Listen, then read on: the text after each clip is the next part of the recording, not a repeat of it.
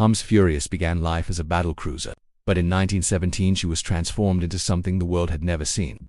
Before a ship that aircraft could actually fly off of, a forward-flying deck was fitted to her bow, making her the Royal Navy's first real experiment in carrier aviation. Later, a landing deck was added at the stern. But a problem quickly emerged. The superstructure sitting in the middle created violent, unpredictable turbulence that made every landing a gamble with a pilot's life. Despite those dangers, Furious proved something crucial: shipboard aviation was possible. She soldiered on through World War I and into the 1920s, and though her design was deeply flawed, she lit the fuse for everything that followed.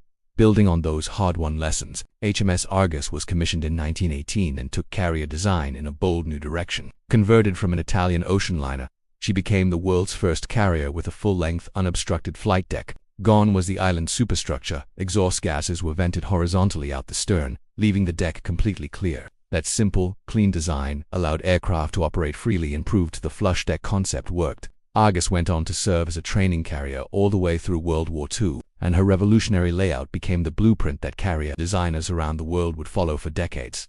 Then came HMS Hermes, and this is where things got really interesting. Entering service in 1924, Hermes wasn't converted from anything. She was designed from the very first rivet as an aircraft carrier, making her the world's first purpose-built carrier from the keel up. At 10,850 tons, she introduced features we now take for granted: an island superstructure on the starboard side, longitudinal arresting wires, and a dedicated hangar deck beneath the flight deck. She pioneered so much of what became standard on carriers worldwide. Tragically, Hermes met her end in 1942 when Japanese aircraft sank her in the Indian Ocean, but her design legacy lived on in every carrier ever built after her. Also commissioned in 1924, HMS Eagle took a different approach. Rather than a fresh design, she was converted from a battleship hull originally ordered by Chile, displacing an impressive 22,600 tons.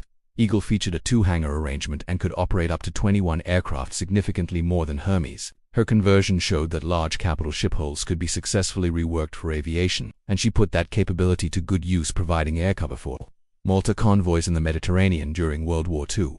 In August 1942, a German U-boat ended her story with a torpedo, a grim reminder of just how vulnerable even powerful carriers could be. As the interwar years settled in and naval treaties began shaping what nations could and couldn't build, Britain found a clever solution: convert existing warships. HMS Courageous was transformed into a carrier in 1928, one of two battlecruisers given a new lease on life to meet the Royal Navy's growing need for carrier capacity. At 22,500 tons, she could operate 48 aircraft and featured a two-hangar layout with a compact island superstructure. These conversions were a pragmatic answer to a real problem. But the war came quickly, and Courageous paid a terrible price. Torpedoed and sunk by a German U-boat in September 1939, she became the first British carrier lost in World War II, an urgent and bloody lesson in the need for better anti-submarine protection. Her near-identical sister HMS Glorious had been converted alongside her and commissioned as a carrier in 1930, sharing the same fundamental design but incorporating lessons learned from Courageous's conversion. Glorious served during the chaotic Norwegian campaign in the early months of the war, but in June 1940 she was caught badly exposed sailing without adequate escort, and the German battleships Scharnhorst and Gneisenau sent her to the bottom. It was a devastating loss, and a cautionary tale that would directly shape how the Royal Navy deployed its carriers for the rest of the war.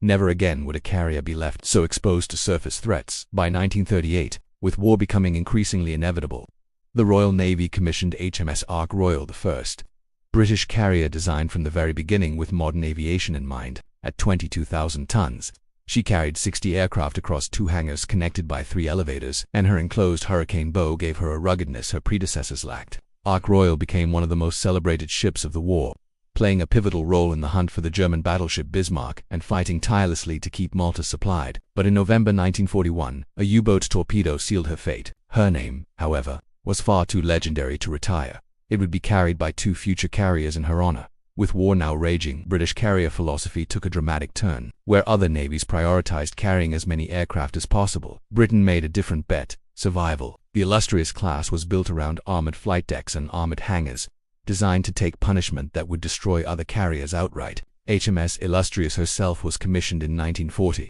and her 3-inch armored flight deck proved its worth almost immediately in the brutal crucible of Mediterranean operations, shrugging off bomb hits that would have sent unarmored American or Japanese carriers to the bottom. The trade-off was stark. She could only carry 36 aircraft, compared to 60 or 80 on rival designs, but when the bombs started falling, that armor was worth every ton. HMS Formidable, the second ship of the class, wasted no time proving her worth. After commissioning in 1940, she participated in the decisive Battle of Cape Matapan and flew constant cover for the vital Malta convoys. Then came Okinawa in 1945, where kamikaze pilots threw themselves at British carriers. When one struck formidable, her armored deck absorbed the blow and kept her in the fight. American carrier crews who witnessed those attacks reportedly quipped, when a kamikaze hits a U.S. carrier, it's 6 months in the repair yard. When it hits a Brit, it's sweepers, manual brooms. Formidable's endurance vindicated every design decision, though critics remained quick to point out that her smaller air wing limited her offensive punch compared to American carrier groups. HMS Victorious, the third of the Illustrious-class,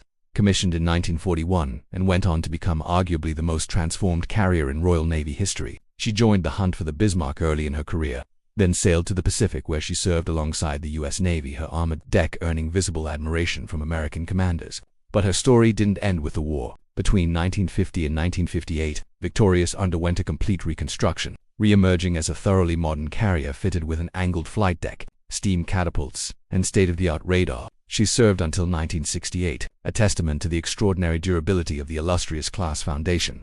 The fourth member of the class, HMS, completed in 1941 with a clever modification, a lower hangar that pushed her aircraft capacity up to 48, without compromising the class's famous armor protection. She represented the best of both worlds, the survivability of an armored carrier with meaningfully greater striking power. She survived a torpedo hit in 1943, then kamikaze attacks in 1945, walking away each time thanks to her armored deck. Indomitable was a ship that simply refused to die. Rounding out the class, HMS Implacable and HMS Indefatigable were both completed in 1944 as the final and most refined Illustrious-class carriers. At 23,500 tons, they carried up to 54 aircraft, the best balance between protection and offensive power the British had yet achieved. Both ships fought in the Pacific, and both had their armored decks tested by kamikaze attacks. They survived. They represented the pinnacle of Britain's wartime carrier design thinking.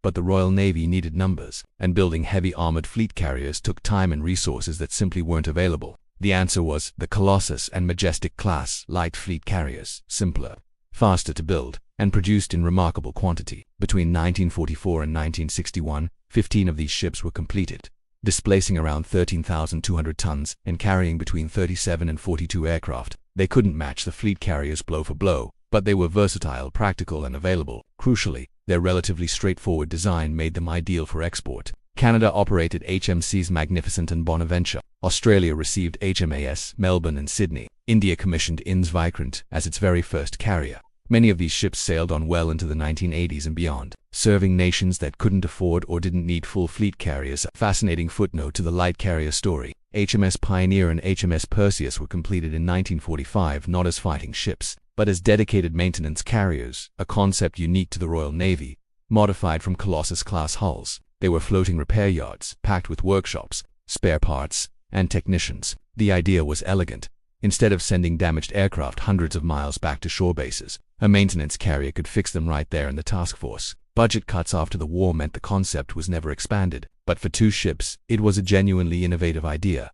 Meanwhile, the Battle of the Atlantic was demanding a very different kind of carrier. Smaller, cheaper, and built in large numbers to shield convoys from the U-boat menace. HMS Activity, Narana, Vindex, and Campania were British-built escort carriers, converted from merchant hulls and displacing between 11,000 and 14,000 tons.